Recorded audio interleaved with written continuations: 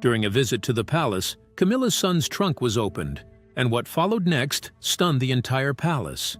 Camilla's bond with her children had always been close, though shaped by the realities of royal life. Tom Parker Bowles and his sister Laura Lopes had deliberately built lives outside the monarchy, preferring careers and families of their own. They were never working royals, and Camilla was careful to protect that distance. But there's one surprising detail about their relationship that many never knew. The more Camilla's role connected her to the royal family, the more people began to notice her children, and so did palace security. Guards were especially careful during Tom's visits. He wasn't a royal, but because he was close to Camilla, he had some level of access, and that made everything about him, like his car's license plate, worth checking closely. For Camilla, it was a clear sign that even though she tried to keep her children out of the royal spotlight, she couldn't fully protect them from the attention that came with her new life. One particular morning, Camilla had risen early, keeping to her usual routine. She liked being alone in the small drawing room, glancing at the papers, and often calling her children, Tom and Laura.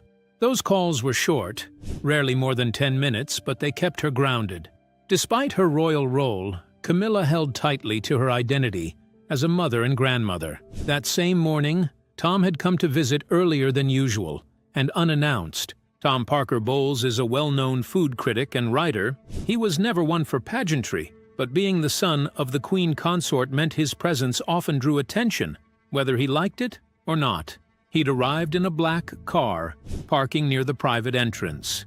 To him, it was just another family visit, an ordinary Friday stop to see his mother before heading on to a book meeting later that afternoon. But the royal household security protocols treated every detail seriously, no matter how routine it seemed to him. Inside the house, Tom greeted his mother with a warm smile. He sat in a chair across from her, speaking with the relaxed tone of a son who was used to the difference between his private life and his mother's royal one. He talked with excitement about his new cookbook, sharing details about dishes he had recently tried out. Camilla listened closely, sometimes jumping in with a few questions. These talks were a nice break from the constant duties of royal life: meetings, official visits, and reports. By mid-morning, something unexpected happened. One of the guards, known as Sergeant Whitmore, noticed something unusual about Tom's vehicle. Unlike the car he usually drove, this one had no prior clearance in the system. Guards were trained to remember such details, and Whitmore, a veteran of more than a decade, was especially sharp-eyed. As he walked around the car, his attention fixed on the trunk. It sagged ever so slightly, heavier than expected. That kind of weight wasn't unusual in itself. Whitmore quietly called another guard over on his radio. The two of them walked slowly around the car, careful not to attract attention. A slight feeling of worry spread among the courtyard staff, who began moving more slowly, sensing something was happening. Inside, everything still felt relaxed. Tom was talking about a Paris chef he had met recently, laughing about the man's strange cooking style. Camilla leaned in, clearly enjoying the story. Neither of them knew what was going on just outside. Finally, Whitmore decided it was time to do a routine check. He knocked softly on the car window and pointed toward the trunk. The sound echoed through the courtyard and caught the attention of other palace insiders. He bent toward Tom and spoke in a low voice. "Sir, the guard needs you by the car." Tom looked confused and frowned a little. "Is there a problem?" Camilla's face tensed up. She was used to tight security, but her son being pulled into it was rare. "What on earth is this about?" she asked, her voice sharper than before. Tom got up and walked outside. Whitmore stood by the car, another guard beside him. "Is something wrong?" Tom asked, now sounding a bit annoyed. "Just a standard check, sir," Whitmore said calmly. "The trunk looks heavier than usual. We need to see what's inside." Tom sighed and rubbed his forehead. He disliked this side of royal life, the doubt, the constant checks, the feeling of being treated more like a stranger than family. "Fine, go ahead," he said, his voice low and clearly frustrated. When the guard opened the trunk, everything suddenly felt different. Inside was a large metal box, sealed with a combination lock. It looked heavy, with scratches from travel. It was the kind of box people use to carry something very private. "What's this, sir?" Whitmore asked. His voice was calm but firmer now. "It's personal. Just papers and books. Nothing dangerous." Whitmore didn't move. The rules said locked boxes had to be checked, no matter who they belonged to. "We'll need to take a look." Tom paused, clearly uncomfortable. "I'd rather you didn't. These are private things. Very private." The discussion outside had gone on long enough to bring Camilla out of the house. She walked into the courtyard, looking both annoyed and worried. "What's going on here?" Whitmore gave a small bow. "Your Majesty, there's a locked case in the car. For safety reasons, we need to check it." Camilla looked at her son. But by now, the atmosphere had changed. People who worked at the residence began to notice that something unusual was going on outside. They couldn't hear what was being said, but they could clearly see the Queen Consort's son standing next to guards, who were inspecting a locked box in his car. Just then, another car drove into the courtyard. Prince William stepped out. Prince William's presence changed everything, because what happened next was completely unexpected. He had come to talk with Camilla about an upcoming event, but the scene made him stop. Guards, his stepmother, her son, Tom. A locked box being questioned. "What's going on?" William asked, walking over. The guards quickly brought Prince William up to speed, explaining the unusual license plate, the oddly heavy trunk, and Tom's refusal to open the locked box. William listened carefully, saying nothing as he observed each person, first the guards, then Tom, then Camilla. His expression remained unreadable. Without hesitation, he took control of the situation. The guards immediately stepped back, deferring to the future king. Camilla's displeasure was clear. She didn't like William taking charge where her son was involved. But William remained focused. He turned his attention to Tom, issuing a firm order. Tom stiffened. His body language changed. He was tense, guarded. Refusing to comply, he made it clear he considered the contents of the case private and wasn't willing to hand it over easily. William, unmoved, made his stance just as clear. As long as the box remained within royal grounds, security rules came before personal privacy. If there was truly nothing to hide, then it had to be proven. The situation had escalated, and now all eyes were on Tom. William's order settled the matter. The guards stepped back, their eyes locked on him as he took the key from Whitmore's hand. The trunk creaked when the lock gave way, and when the lid finally lifted, what lay inside silenced even the most hardened staff standing nearby. Inside were not knives or cooking tools, as Tom had claimed. Layered neatly, wrapped in tissue and bound with elastic bands, were stacks of handwritten pages. Beneath them, several leather-bound diaries, their edges worn, their covers creased from years of handling. At the very bottom sat 2 sealed envelopes, both marked in Diana's unmistakable script. The handwriting on the pages was instantly familiar. The bold curves, quick strokes, and slanted letters were unmistakable. William stopped cold. His eyes stayed on the words, and for a moment he didn't breathe. These weren't just old letters or keepsakes. These were the kind of private things the royal family locked away in secure archives, never meant to be seen again. Tom stood nearby, clearly uncomfortable. He didn't say much, but it was enough to confirm what William had already realized. The handwriting belonged to Princess Diana, their mother. No one explained how her personal things had ended up in Tom's car. He didn't say they were his. He didn't try to explain where he got them from. And the fact that he stayed silent made the situation even more serious. The guards standing around looked at each other, unsure what to do. Everyone now understood that this wasn't just about a strange box in a car. This was something bigger. These items had been hidden on purpose, and now they were sitting out in the open. William carefully picked up one of the diaries. The leather cover was worn with age. He held it gently, knowing his mother had once held it too. Her private thoughts were written inside. As he stood there, he felt the weight of it, not just in his hands, but in his heart. These weren't just family papers. They were pieces of his mother's life, memories and words that he believed were gone forever. And now they had appeared in the possession of his stepbrother. Tom wouldn't look at him. His eyes stayed on the ground. He didn't try to explain or defend himself. That silence, more than anything, disturbed William. It meant Tom knew how serious this was. Maybe he even knew he was never supposed to have them. William's mind started to put the pieces together. These diaries didn't come from a thrift store or a forgotten attic. They came from somewhere close, from inside the royal circle. Someone with access must have taken them. Someone who had the power to remove such private items without being noticed. Someone who wanted to keep them hidden. William looked briefly at Camilla. She said nothing. Her face stayed calm, but her stillness gave something away. Everyone else looked shocked, except her. And that made William's thoughts race even more. Of all the people there, she was the only one who didn't seem surprised. William closed the box slowly, pressing the lid down with care. The courtyard felt heavy with silence. What had just happened wasn't only shocking because of what they had found, but because of what it meant. If Princess Diana's private diaries and letters had somehow been taken from the royal archives, where they were supposed to be locked away safely, then what else might have been taken too? And why had these very personal items ended up with Tom? The guard stood still, waiting for instructions. William didn't hesitate. He gave a clear order.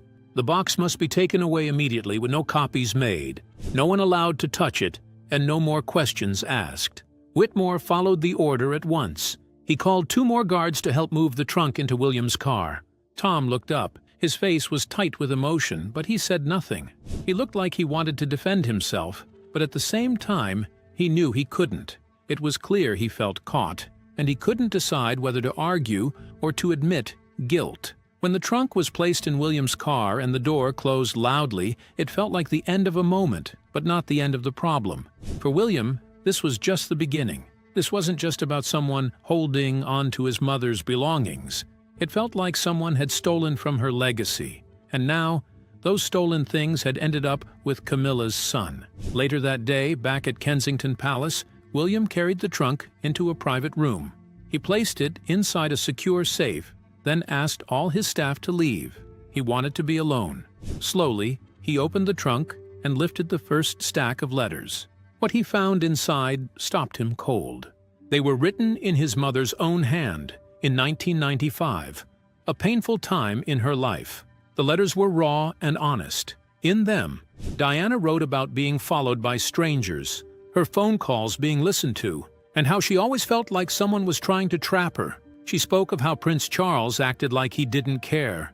She also wrote about Camilla, how her presence had always hung over Diana's marriage, making her feel pushed aside. Diana described lonely nights, crying behind locked doors where no one could see.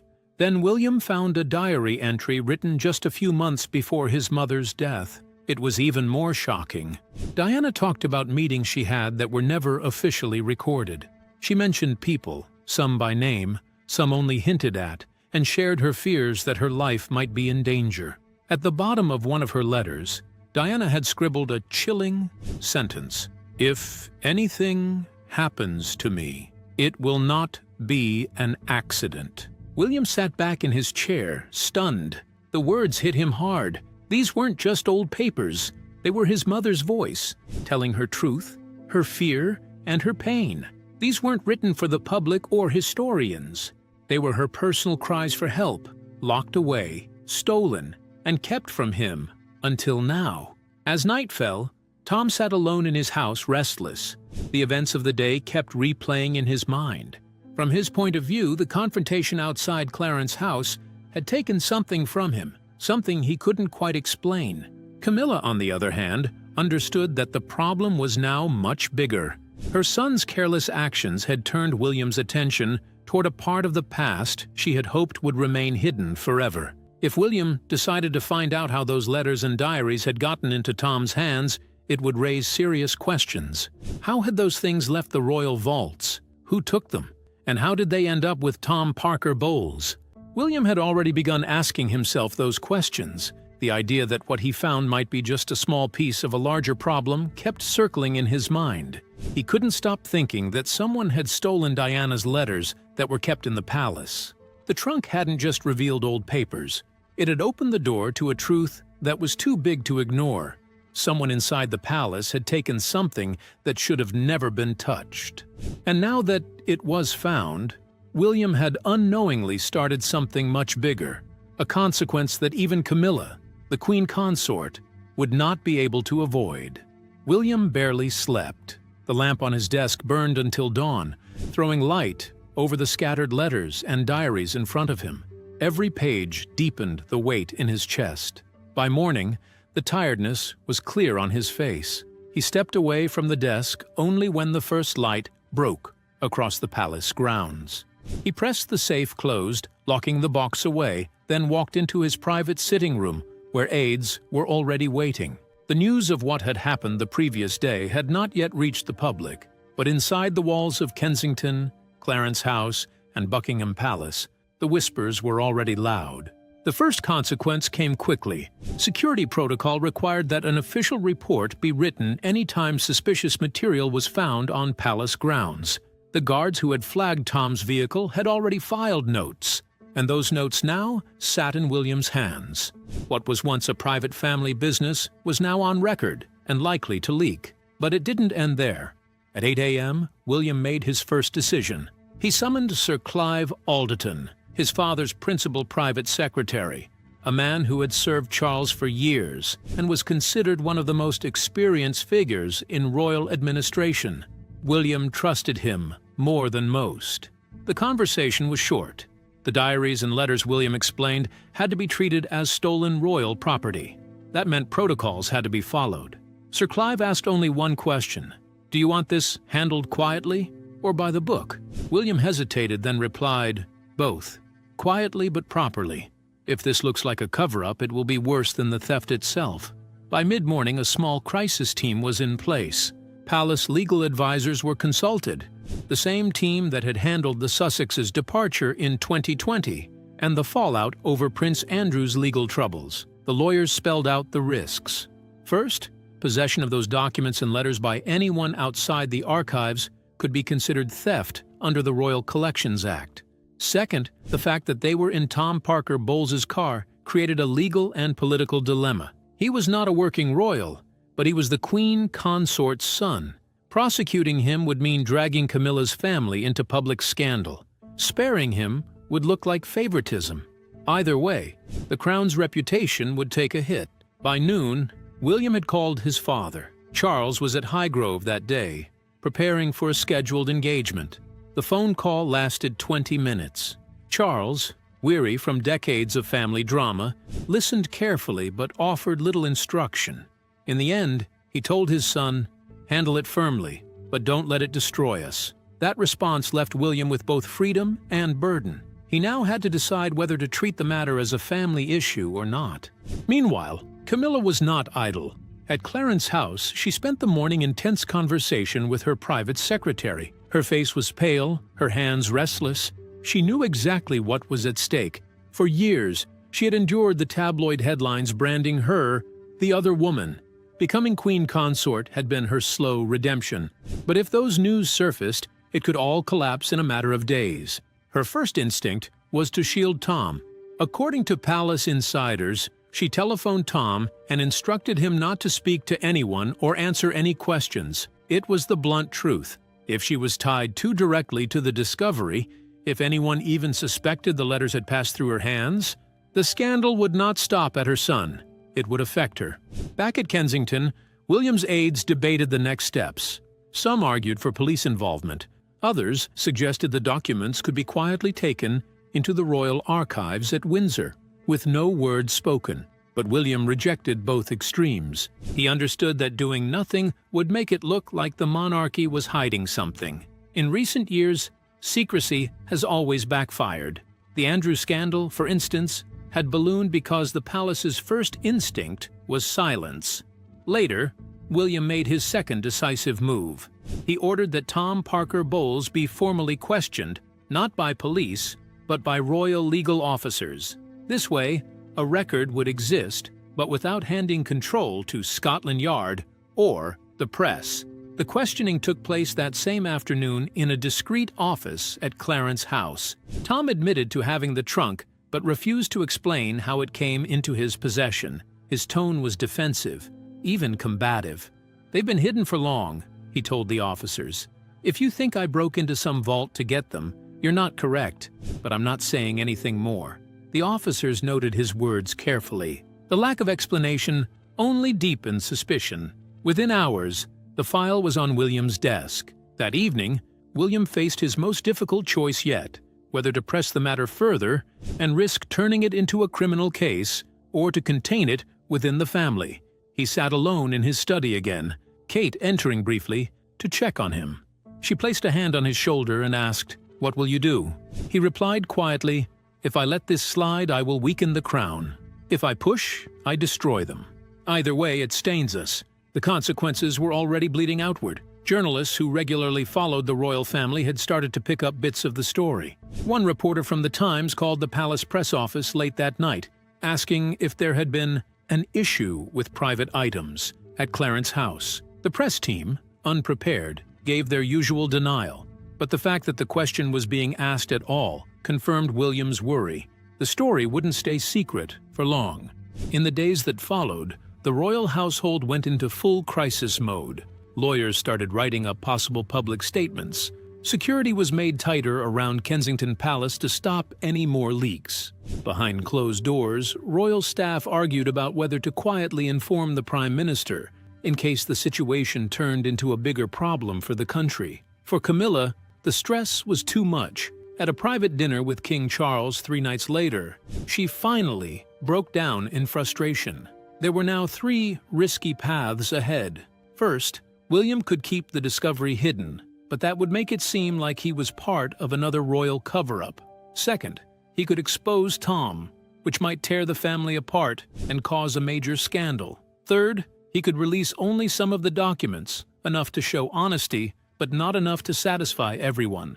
That might protect the monarchy, but only just. Still, no one could be sure what would happen with any of these choices. There is growing pressure for Prince William to hand Tom over to the authorities, with many believing that only a formal investigation will reveal how the documents were obtained. What do you think Prince William should do? Share your opinions with us in the comments section. If you enjoyed the video, like, share, and subscribe to our channel. Also, click the following video on your screen, and you will enjoy it.